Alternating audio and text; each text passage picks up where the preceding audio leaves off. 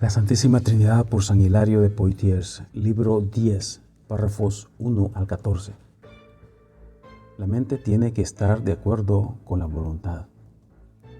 Es manifiesto que no hay nada que el hombre haya dicho que no sea propenso a lo opuesto. Donde las voluntades disienten, la mente también disiente. Bajo la tendencia de un juicio opuesto, pelean y niegan las aserciones contra las que objetan. Cada palabra que decimos es incontrovertible si es medida con los estándares de la fe. Sin embargo, mientras el hombre sienta o piense distinto, la verdad está siempre expuesta a las marañas de los oponentes, porque ellos atacan bajo la ilusión de error o prejuicio la verdad que ellos no entienden bien o no gustan. Cuando las decisiones se han tomado, se mantienen obstinadamente y la pasión por la controversia no puede ser alejada del curso que lleva, cuando la voluntad no está sujeta a la razón. Investigar la verdad da lugar a encontrar pruebas de lo que alguien quiere creer. El deseo es más grande que la verdad. Entonces, las teorías que hemos inventado o podamos inventar crecen sobre palabras más que sobre las realidades. La lógica de la verdad da lugar a la lógica de la mente prejuiciada, una lógica a la cual la voluntad se adhiere para defender sus fantasías, no como alguien que estimula la voluntad por medio del entendimiento de la verdad que se busca con razonamiento. De estos defectos de un espíritu divisionista se levantan todas las controversias entre teorías opuestas.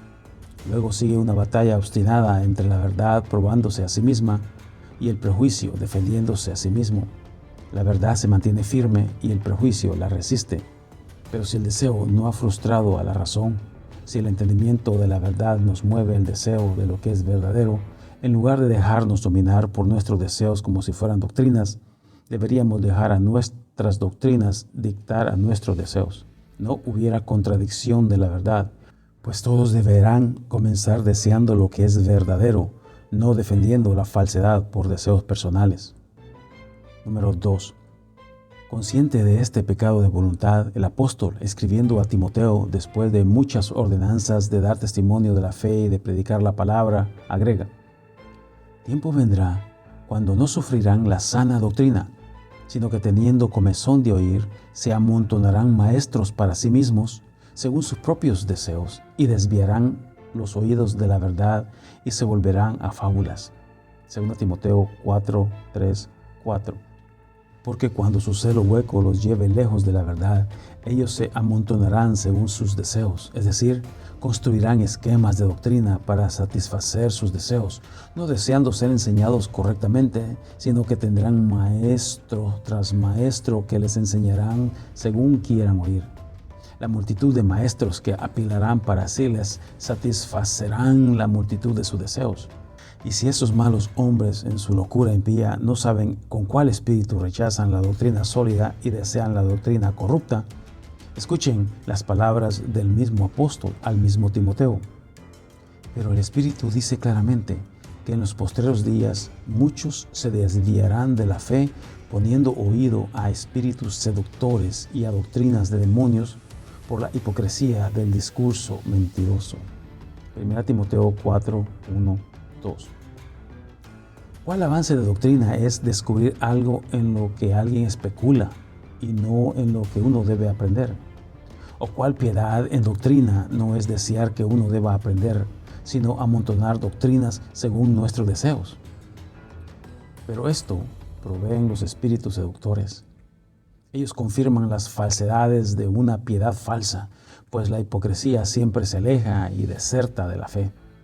En palabra, la reverencia se retiene, la cual la conciencia ha perdido. Incluso esa piedad pretendida, ellos la hacen impía por todo tipo de mentiras, violando por esquemas de doctrinas falsas lo sagrado de la fe, pues ellos apilan doctrinas que cumplen con sus deseos y no de acuerdo a la fe del Evangelio. Se gozan con placer incontrolable el que las novedades de sus sermones favoritos les rasquen los oídos que les pican. Ellos se alejan más de oír la verdad y se someten completamente a las fábulas. Y estando así, esa incapacidad de hablar o entender la verdad los entretiene con lo que es una semblanza de la verdad. Número 3. Estamos en los tiempos malos que habló el apóstol, pues actualmente los maestros se buscan a montones, los cuales predican no a Dios, sino a una criatura. Y los hombres tienen más celo por lo que ellos mismos desean que por lo que la sana fe les enseña. Sus oídos son comezón, se abren para escuchar lo que desean, que por el momento esa predicación sola rige entre las multitudes de doctores, las cuales alejan al unigénito Dios del poder y naturaleza de Dios el Padre y lo hace un Dios de segunda categoría o incluso ningún Dios. En cualquier caso, una profesión condenable de impiedad sea que uno profese a dos dioses al promover grados diferentes en la divinidad, o sea que uno niegue la divinidad completamente para el que obtuvo su naturaleza por nacimiento de Dios. Tales doctrinas complacen los oídos de aquellos que se han alejado de la verdad por oír fábulas, mientras al escuchar la doctrina sólida de la fe no pueden resistir y se exilian con sus predicadores. Número 4. Las enseñanzas falsas proliferan mientras la verdad está en el exilio. Pero aunque muchos se amontonen maestros de acuerdo a sus deseos y se prohíban la sana doctrina, sin embargo, la predicación de los santos acerca de la verdad jamás puede ser exiliada. Desde nuestro exilio hablaremos por nuestros escritos, y la palabra de Dios, que no puede ser atada, correrá libre, amonestándonos de este tiempo del cual profetizó el apóstol. Porque cuando los hombres se sienten incómodos por el mensaje verdadero y se apilan maestros de acuerdo a sus propios deseos, no podemos dudar de estos tiempos, sino saber que mientras los predicadores de la sana doctrina estén exiliados, la verdad también está exiliada. No nos quejamos de los tiempos, mejor nos regocijamos que la iniquidad se ha revelado a sí misma en nuestro exilio, cuando, incapaz de soportar la verdad, prohíbe a los predicadores de la sana doctrina con tal que ellos puedan apilar para sí maestros según sus propios deseos. Nos gloriamos en nuestro exilio y nos regocijamos en el Señor que en nuestras personas la profecía del apóstol se ha cumplido. Número 5. Resumen de la enseñanza apostólica recibida por San Hilario. En los primeros libros, entonces, manteniendo la profesión de una fe sincera e incorrupta, hemos arreglado el método de nuestra respuesta de tal manera que nadie pueda contradecirnos, aunque hay limitaciones de lenguaje que nunca pueden estar exentos de mala interpretación. Y así, nadie pueda contradecirnos sin manifestar una impiedad claramente visible. Hemos demostrado el verdadero significado de esos textos que ellos usan maliciosamente y les apropian su doctrina desviada. Esto de tal manera que si alguno lo negare, no puede escapar de una plena ignorancia, sino se condena a la impiedad por su propia boca. Incluso sabemos, de acuerdo al don del Espíritu Santo, que no pueden acusarnos de nada, pues es la manera de ellos el llenar los oídos de los incautos con declaraciones con las que niegan el nacimiento de Cristo, mientras nosotros predicamos la unidad de la deidad. Ellos dicen que por las palabras yo y el Padre somos uno, debemos confesar que Dios es solitario. Así, de acuerdo a ellos, el unigénito Dios descendió a la Virgen y nació hombre, y lo que Él se refiere con yo es la dispensación de su carne, pero agregan a esto la prueba de su divinidad y el Padre, como siendo el Padre de sí mismo, e incluso que consistiendo de dos personas, una humana y otra divina, que Él dijo de sí mismo, somos uno. Número 6. Pero siempre hemos mantenido el nacimiento antes de los tiempos. Hemos enseñado que Dios, el Hijo de Dios, de la misma naturaleza que la del Padre, no es el mismo que el no engendrado, pues el no nacido, sino que siendo unigénito, no es desigual porque sea engendrado. Hemos enseñado que los dos son uno, no por tener dos nombres para una sola persona, sino por un verdadero engendrar y ser engendrado. También hemos enseñado que no hay dos dioses diferentes en tipo o que Dios sea solitario porque sea uno, en el sentido en que confesamos el misterio del unigénito Dios, sino que el Hijo se indica por el nombre y existe en el Padre, cuyo nombre y cuya naturaleza están en el Hijo, mientras el Padre por este título implica que habita en el Hijo, pues no se puede hablar de un Hijo a menos que exista un Padre. Decimos que es la copia viviente de la naturaleza viviente, la impresión del sello divino sobre la naturaleza divina, sin desunirlo en poder, tipo de obras o palabras con las de su Padre, pues la imagen por naturaleza posee la naturaleza de su autor. Así, Él también ha trabajado y hablado y aparecido por su imagen natural. Número 7. Pero al lado de esta generación sin tiempo e inefable del unigénito, lo cual trasciende la percepción humana, enseñamos también el misterio de Dios nacido hombre del vientre de la Virgen, mostrando de acuerdo al plan de la encarnación, cuando se vació a sí mismo de la forma de Dios y tomó la forma de un siervo, que la debilidad de la humanidad no debilitó la naturaleza divina, sino que el poder divino se le impartió a la humana sin perder la divina, algo de sí cuando estaba en la forma humana. Pues cuando Dios nació hombre, el propósito no fue que la divinidad se perdiera, sino que la humana naciera a la divinidad. Así, Emmanuel significa Dios con nosotros, no que Dios cayera en bajeza humana, sino que la naturaleza humana se levantara a la divina. Cuando pide ser glorificado, la naturaleza divina no está buscando gloria, sino la naturaleza inferior que asumió, pues pide esa gloria que tenía con Dios antes que el mundo fuese. Número 8. Al venir respondiendo todo, incluso a sus declaraciones insensatas, hemos llegado a la discusión del día y la hora desconocida, mencionada en Mateo 24:36. Ahora, si el Hijo no lo hubiera sabido como ellos proponen, eso no hubiera sido ocasión para atacar su divinidad como unigénito. No estuvo en la naturaleza de las cosas que su nacimiento humano surgiera en el comienzo al punto que fuera equivalente a la existencia que es no engendrada y sin comienzo. Y entonces el Padre se reservará la prerrogativa de demostrar su autoridad como no unigénito, el determinar esto hasta el día indicado para eso.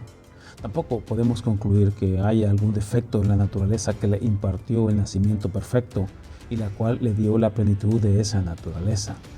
Tampoco el no saber el día y la hora debe imputársele al unigénito Dios a un grado inferior de divinidad.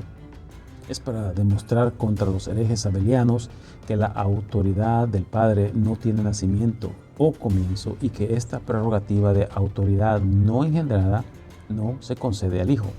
Pero si cuando dijo que no sabía el día, así como lo hemos demostrado, lo hizo no por ignorancia, sino por el derecho del silencio, de acuerdo al plan divino. Toda ocasión para las declaraciones irreverentes debe ser eliminada y las enseñanzas blasfemas de la herejía deben ser puestas a un lado para que la verdad del Evangelio pueda iluminarse con las palabras que parecieran oscurecerla. Número 9. Explicación del temor de Cristo.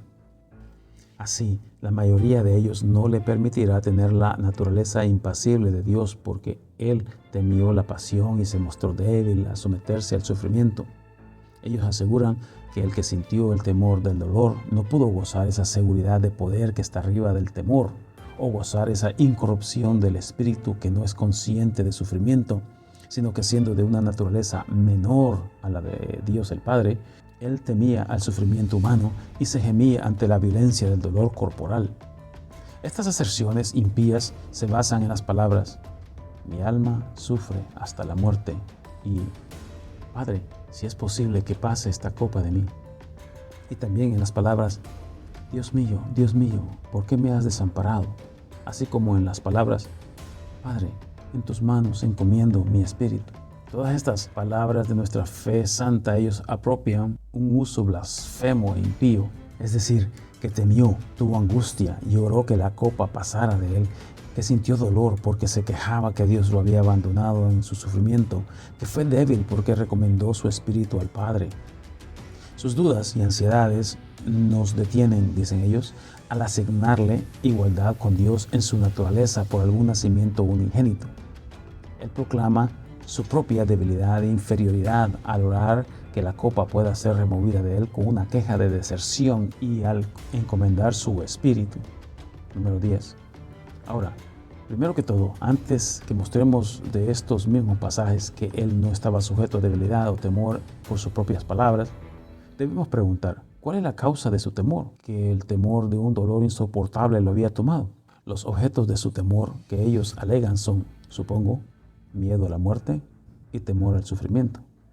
Ahora pregunto a los que tienen esta opinión, ¿podemos creer que temía a la muerte quien había quitado el temor de la muerte de los apóstoles, exhortándolos a la gloria del martirio cuando les dice: el que no lleva su cruz y me sigue no es digno de mí, y también el que encuentre su vida la perderá y el que la pierda por mi causa la hallará? Mateo 10, 38 al 39. Si morir por él es vida, ¿cuál dolor tenía que sufrir en el misterio de la muerte? ¿Quién recompensa con vida a los que mueren por él? ¿Puede la muerte provocarle temor por lo que hace al cuerpo cuando exhorta a los discípulos? No teman a los que matan el cuerpo. Mateo 10, 28. Número 11. Incluso, ¿cuál terror le causó el dolor de la muerte a él? Para quien la muerte era un acto de su propia voluntad y libre albedrío. En la raza humana, la muerte viene por un ataque al cuerpo, como una fiebre, un accidente o una caída. O el cuerpo es debilitado por la edad y da lugar a la muerte. Pero el unigénito Dios, quien tiene el poder de poner su vida y de tomarla otra vez, Juan 10, 18, después de haber probado el vinagre, habiendo dado testimonio que su trabajo de sufrimiento humano había terminado y para cumplir en sí mismo el misterio de la muerte, inclinó su cabeza y entregó su espíritu.